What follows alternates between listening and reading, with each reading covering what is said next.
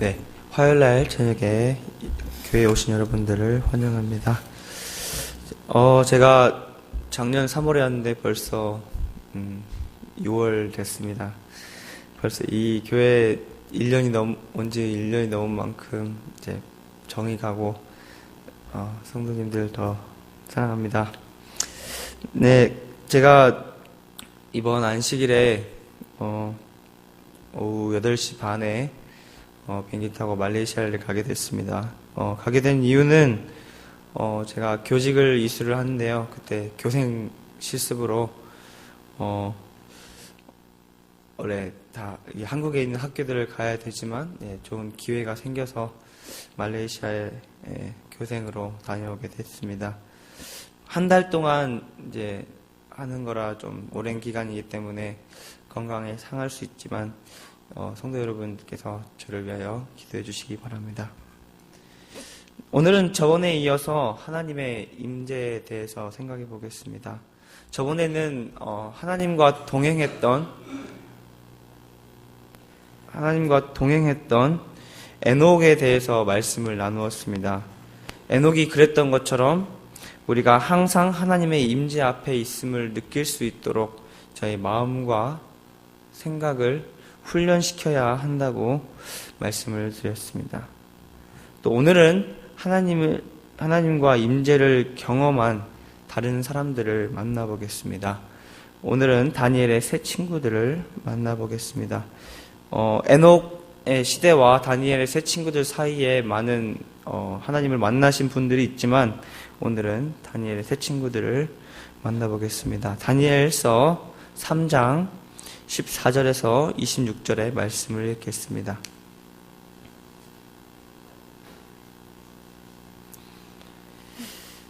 (14절에서 26절의) 말씀입니다. 조금 길지만 이렇게 저희가 말씀을 더 잘 이해하기 위해서 한번 다 같이 읽어보도록 하겠습니다. 여러분들이 홀수절을 읽어주시고 제가 짝수절을 읽겠습니다. 다니엘서 3장 14절에서부터 26절입니다. 제가 14절 읽겠습니다.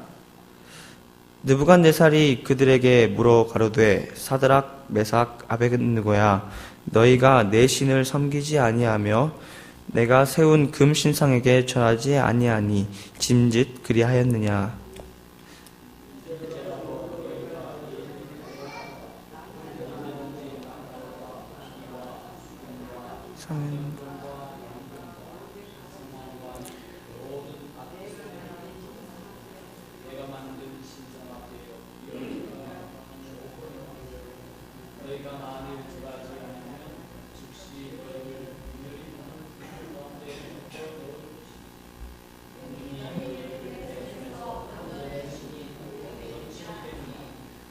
네, 맞춰서 읽겠습니다.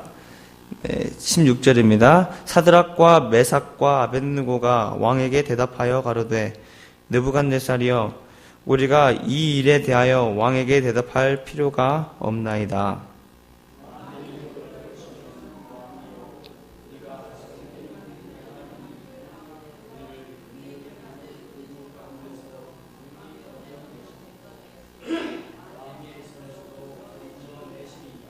그리 아니하실지라도 왕이여 우리가 왕의 신들을 섬기지도 아니하고 왕의 세우신 금 신상에게 절하지도 아니할 줄을 아옵소서.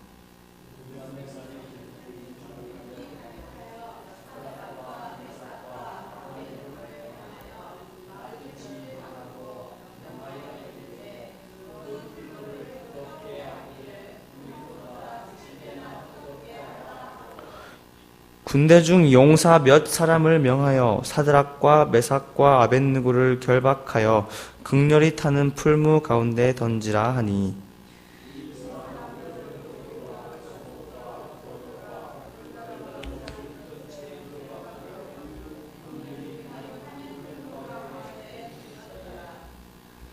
왕의 명령이 엄하고 풀무가 심히 뜨거우므로 불꽃이 사드락과 메삭과 아벳느고를 붙든 사람을 태워 죽였고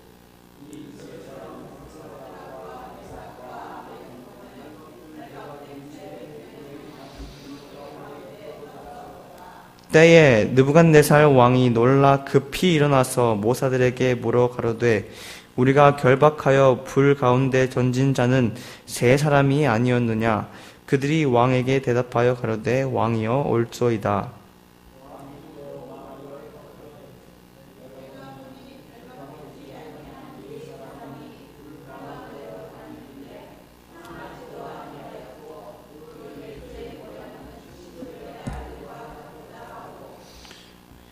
느부갓네살이 극렬히 타는 풀무 아구 가까이 가서 불러 가로되 지극히 높으신 하나님의 종 사드락 메삭 아벳느고야 나와서 이리로 오라 하매 사드락과 메삭과 아벳느고가 불 가운데서 나온지라.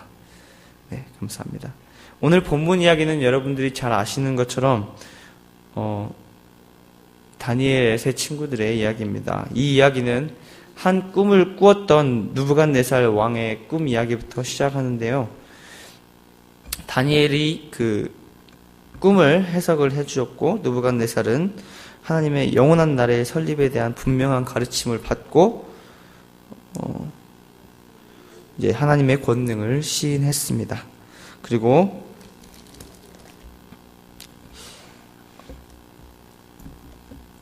하나님에 대한 경외심으로 감동이 되었지만 아직 세속적 야심을 갖고 있었기 때문에 이 두라라는 평지에 금 신상을 지어놓고 지금 낙성식을 하는 장면입니다.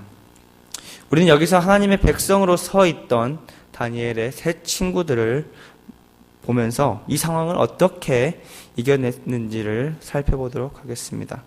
첫 번째로 그들에게는 믿음이 있었습니다. 성화된 생애 37쪽에 보면 이렇게 나와 있습니다. 그들은 부조들의 역사 가운데서 하나님께 불순종하는 것은 수치와 재난과 파멸을 가져온다는 사실, 곧 하나님을 경외하는 것이 지혜의 시초가 될 뿐 아니라 모든 참된 번영의 기초가 됨을 배웠다. 그들은 지금까지 하나님을 신뢰해 왔으며 하나님께서는 지금 그들을 버리지 않을 것이다. 우리가 역사를 배우는 이유는 우리가 과거에서 그 잘못한 것들이나 좋은 것들을 배워서 우리가 다시 안 좋은 것들은 반복하지 않고 좋은 것들은 본받을 수 있도록 하기 위하여 역사를 배우곤 합니다. 그래서 역사를 기록하고 가르치고 하는 것이지요. 그래서 사람들은 과거를 통하여 몇 가지를 배웁니다. 첫째, 이 다니엘의 세 친구들은 과거를 통해서 하나님께 충성하고 순종한다면 번영과 지혜를 주실 것임을 믿었습니다. 과거에 자신들의 조상들이 충성하지 않고 배반함으로 인하여 얻었던 결과들에 대해서 그들이 그냥 흘려버리지 않고 그 자신들의 삶의 교훈으로 삼았습니다.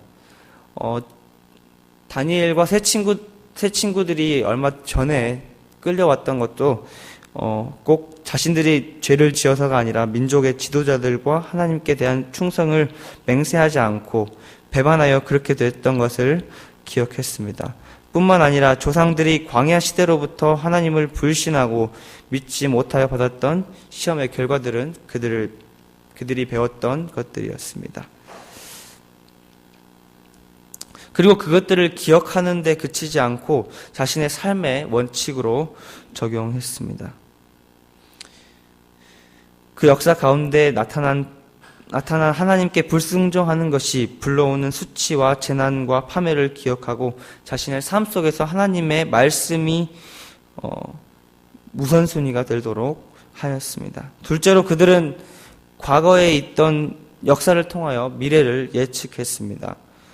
과거에 이렇게 하셨던 하나님이 앞으로도 그렇게 하실 것이라는 믿음을 가지게 되었던 것입니다.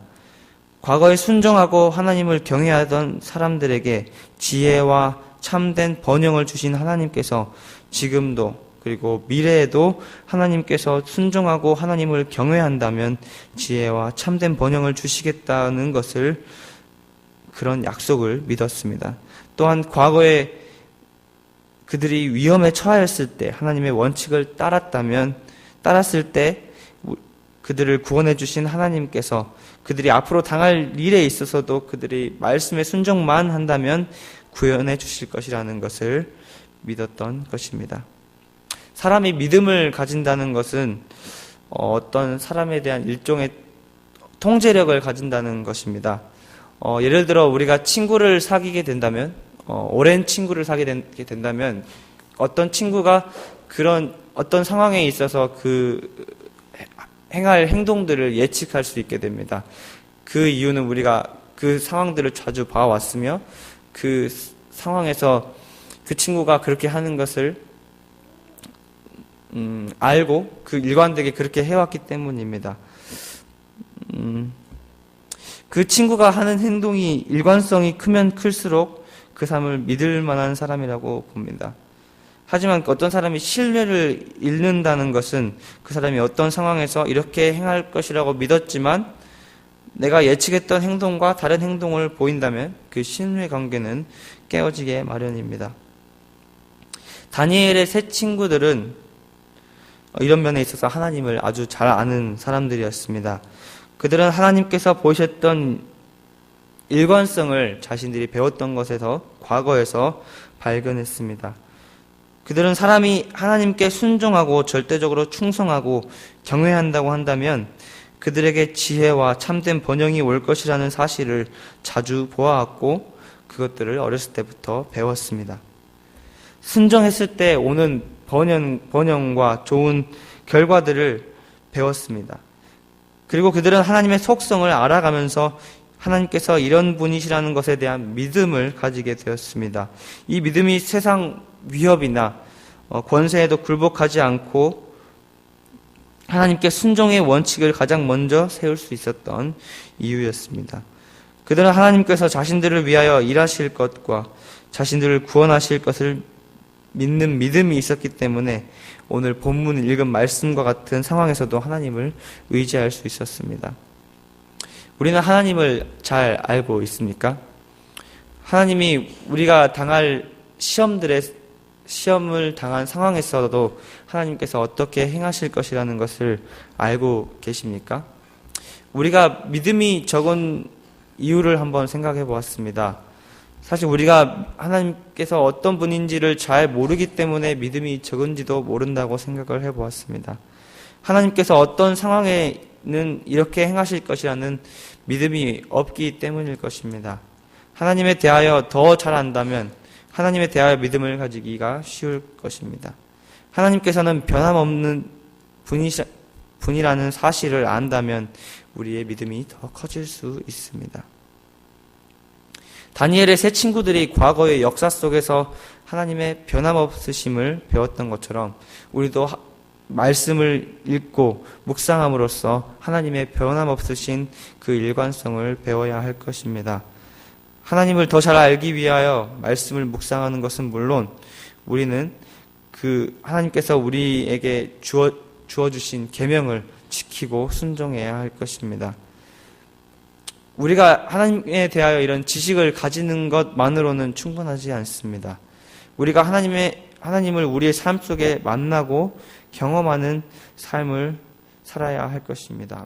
믿음을 가지기 위해서는 아이러니하게도 믿음이 필요하고 또한 용기도 필요합니다. 우리는 정말 모르는 사람들에게 우리가 중요하게 생각하는 어떤 의사결정을 맡기지 않습니다.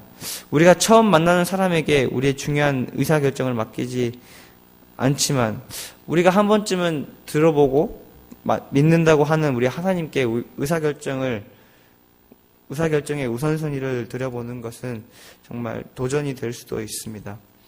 우리가 다니엘 세 친구들처럼 세상의 권세와 명예가 우리가 그렇게 하면 당할 수 있는 문제를 생각하지 않고 하나님께 맡겨보는 것이 중요할 것 같습니다. 두 번째로 다니엘의 세 친구들은 자신들의 최우선의 원칙을 하나님의 요구에 두었습니다.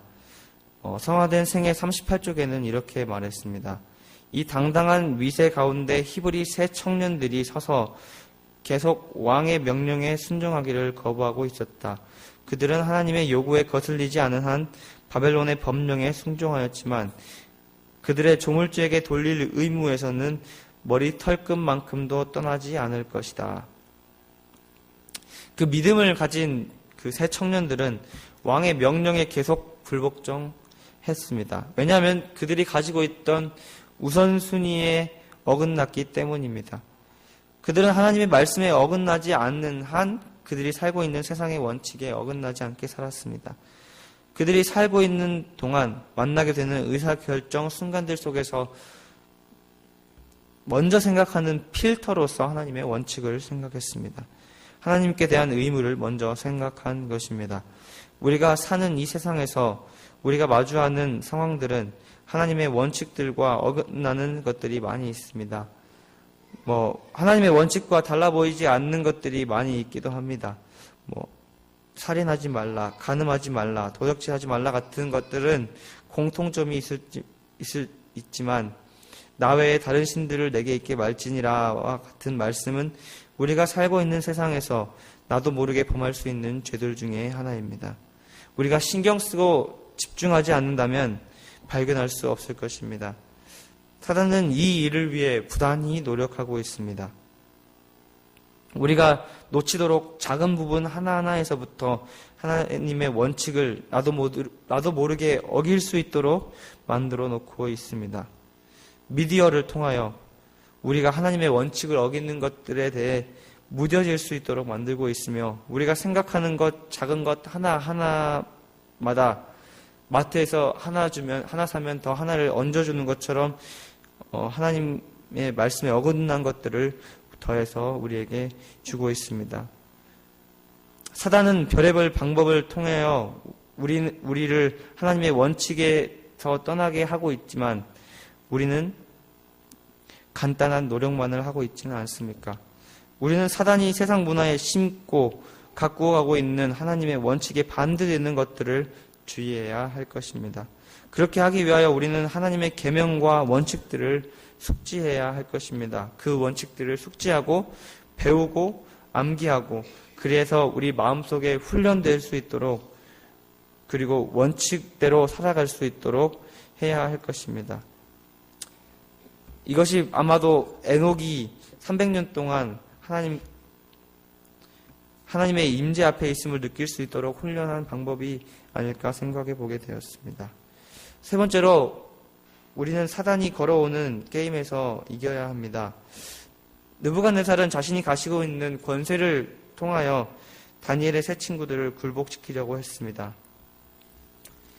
15절에 보면 이제라도 너희가 예비하였다가 언제든지 나팔과 피리와 수금과 사면금과 이런 악기 소리를 듣거든 내가 만든 신상 앞에 엎드려 절하면 좋거니와 너희가 만일 절하지 아니하면 즉시 너희를 극렬히 타는 풀무에 던져 넣을 것이니 능히 너희를 내 손에서 건져낼 신이 어디 있겠느냐 라고 말하면서 느부갓네살은 너희가 고집필 이유도 없고 이 음악에 맞춰서 절만 한다면 내가 너희에게 좋게 해주겠다라고 이야기해주는 모습을 볼 수 있습니다. 느부갓네살이 한 말 속에는 여러 가지가 포함되어 있습니다. 그 세 친구들이 절을 하면 얻을 수 있는 것과 피할 수 있는 것들이 있었습니다. 절을 하면 풀무불을 피할 수 있었고 그들이 가지고 있던 지위와 직책을 잃지 않을 수 있었습니다. 하지만 그들이 절을 하고 나면 잃는 것이 하나 있었습니다. 하나님이 그들에게 가지는 신뢰를 잃는 것이었습니다. 다니엘의 세 친구들에게는 이것이 가장 중요했습니다. 하나님께 대하여 믿음을 저버리는 일을 하는 것보다 그들을 괴롭게 하는 것이 없었습니다.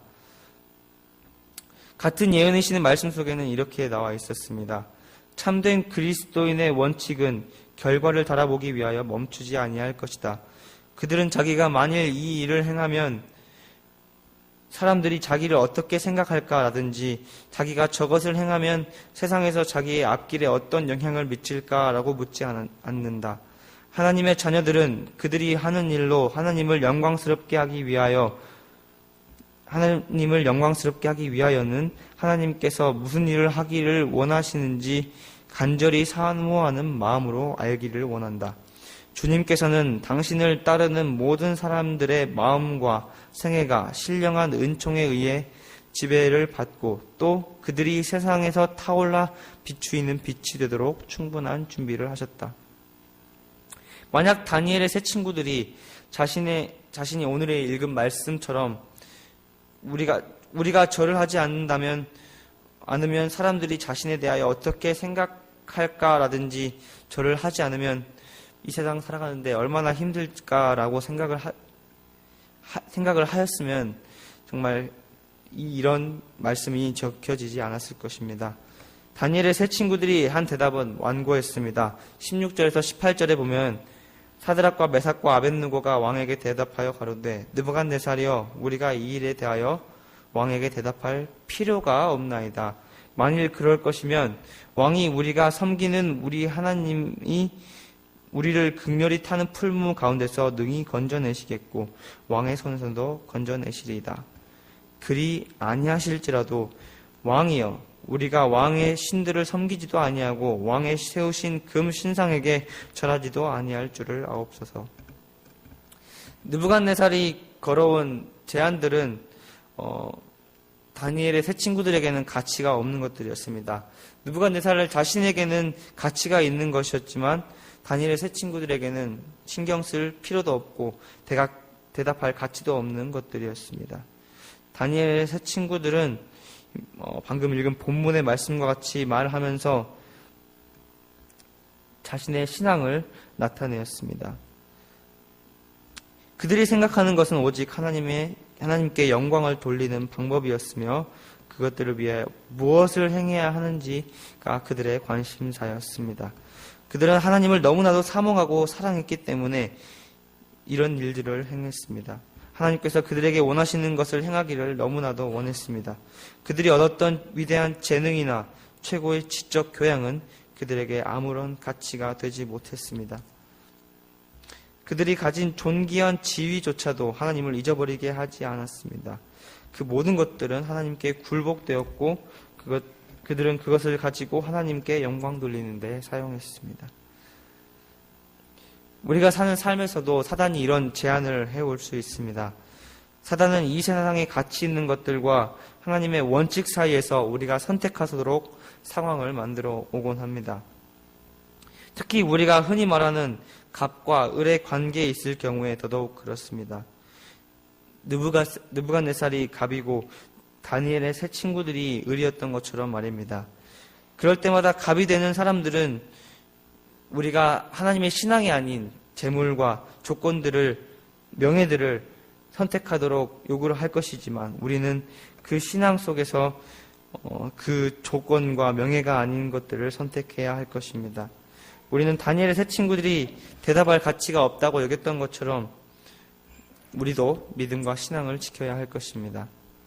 하나님의 사랑하는 마음으로 하나님께서 원하시는 것이 무엇인지만을 바라고 알기를 원해야 할 것입니다.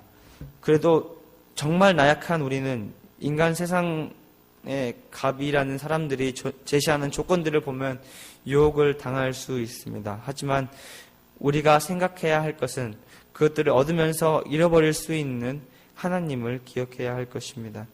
우리가 이 세상에서 살아가면서 가장 잃기를 두려워해야 할 것이 있다면 바로 우리 하나님을 잊어버리는 것입니다. 이렇게 하자 하나님께서는 그들과 함께 하셨습니다.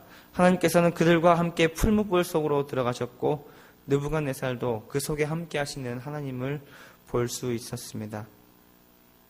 성화대전생의 38쪽에는 이렇게 나와 있습니다. 그리스도께서 자신을 인류에게 나타내실 때 보이지 않는 능력이 사람들의 심령에 말을 하고 있는 것이다. 그들은 무한하신 분과 함께 있음을 느끼게 된다. 하나님의 위엄 앞에서 왕과 귀족들은 떨며 살아계신 하나님께서 모든 권세 위에 존재하신다는 사실을 인정한다. 하나님께서 우리와 함께 하시는 임재를 느끼는 것은 우리뿐만이 아닙니다. 하나님께서 우리와 함께 하신다면 보이지 않는 능력이 세상의 사람들을 감동시키고 우리가 무한하신 절대자와 함께 있음을 느끼게 하실 것입니다. 그리고 그 사람들은 두려워 떨면서 하나님의 권세가 저 하늘 위에 모든 것 위에 뛰어나다는 사실을 인정하게 되는 것입니다. 이런 것이 바로 전도라고 할 수 있을 것 같습니다. 하나님의 말씀을 전하는 몇 마디 말보다는 우리가 하나님과 함께 있음을 보여주는 그것이 바로 우리가 전할 수 있는 가장 효과적인 전도가 아닐까요? 에베소서 6장 12절 13절의 말씀을 보시겠습니다. 제가 읽겠습니다. 에베소서 6장 12절에서 13절 말씀입니다. 우리의 씨름은 혈과 육에 대한 것이 아니요 정사와 권세와 이 어둠의 세상 주관자들과 하늘에 있는 악의 영들에 대함이라. 그러므로 하나님의 전신갑주를 취하라. 이는 악한 날에 너희가 능히 대적하고 모든 일을 행한 후에 서기 위함이라. 다니엘의 세 친구들이 싸웠던 싸움은 혈과 육에 대한 것이 아니라 영적 싸움이었습니다. 사단은 이제 이 싸움을 영적인 것뿐만 아니라 여기에 더하여 세상에 가치 있는 것들을 더하여 주려고 합니다. 우리가 하나님과 함께하기 위하여 하나님의 임재를 느끼기 위해서는 싸움을 싸워야 하는 시대가 되어버렸습니다. 정말 슬픈 일이 아닐 수 없습니다. 우리가 원래는 하나님과 함께하고 함께 살 수 있도록 에덴 동산이 있었지만 그것이 당연했고 싸울 필요도 없었지만 우리가 죄를 지음으로 말미암아 하나님과 함께 있으려면 영적 싸움을 싸워야 하게 되었습니다. 우리는 하나님과 함께하기 위하여 죽도록 노력해야 했습니다. 믿음을 가지고 하나님의 원칙을 준수해야 하고 그 원칙들을 우리 최우선으로 두지 않으면 안 됩니다. 말씀으로 무장해야 하나님의 원칙으로 우리의 삶을 맞이하는 말씀으로 무장해야만 하나님의 원칙으로 사는 우리의 삶에 맞이하는 사단의 괴계에서 우리가 능히 대적하고 이 모든 일을 행한 후에 하나님과 함께할 수 있을 것입니다. 하지만 우리가 걱정하지 말아야 할 것은 우리가 가는 이 길 속에서도 우리와 함께 하실 것이라는 것입니다. 우리가 하나님과 함께하기 위하여 이 싸움을 싸우지만 하나님께서는 이 전쟁과 싸움 속에서도 우리와 함께하고 계십니다. 이 싸움을 싸우면서도 우리가 지쳐 쓰러지고 넘어질 때가 많이 있을 것입니다. 하지만 극렬한 풀무불 속에서 히브리 명사들과 동행하신 하나님께서는 당신을 따르는 이들이 있는 곳이면 어디든지 간에 그들과 함께 하실 것입니다. 그분의 영원한 임재는 우리에게 위로가 될 것이고 지지다가 될 것입니다. 테디베어 효과라는 것이 있습니다. 여러분이 잘 아시는 그 테디베어 인형이 있는데요.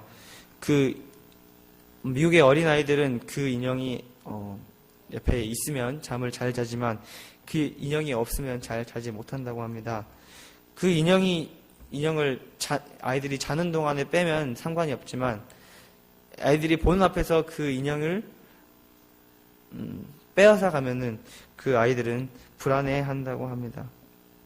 그러니까 이 테디베어 자체가 아이들에게 주는 영향은 그렇게 없습니다. 하지만 어린아이들은 그 테디베어가 함께 있는 것을 느끼고 인식하는 것만으로도 안정감을 느끼고 잠을 잘 잘 수 있다고 하는 것입니다.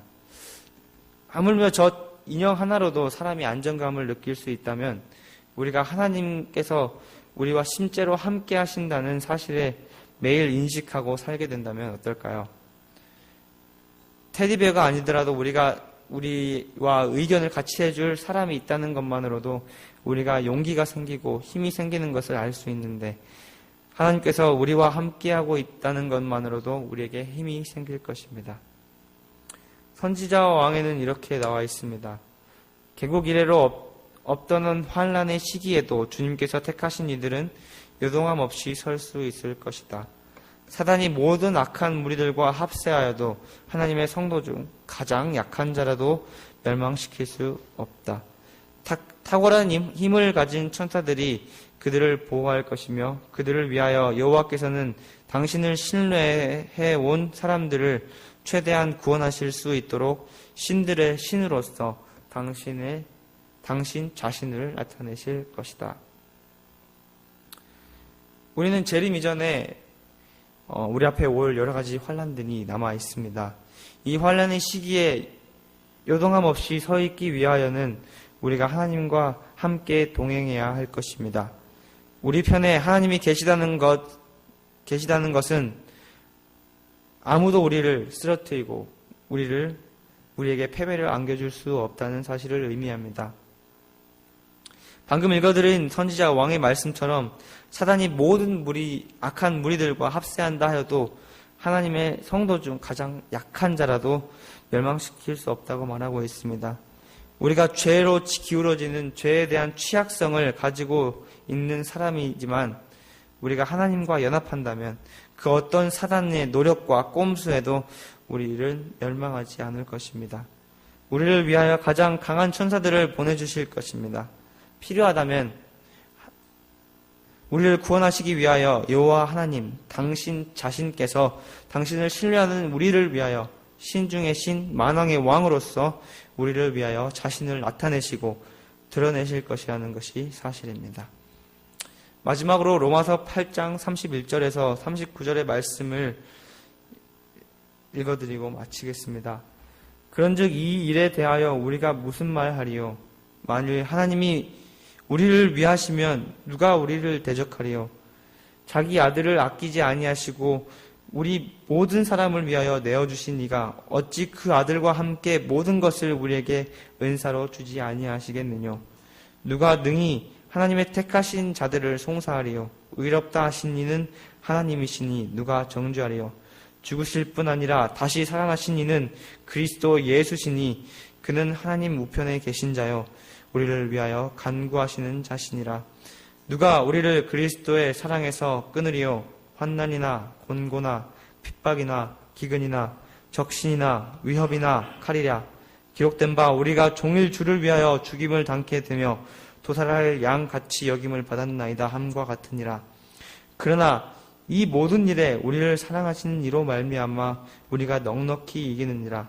내가 확신하노니 사망이나 생명이나 천사들이나 권세자들이나 현재일이나 장래일이나 능력이나 높음이나 깊음이나 다른 아무 피조물이라도 우리 주 그리스도 예수 안에 있는 하나님의 사랑에서 끊을 수 없으리라. 우리 주 그리스도 예수 안에 있는 하나님의 사랑에서 끊을 수 없으리라. 하나님의 사랑이 여러분과 항상 함께 하시기를 기도하며 말씀 마치겠습니다.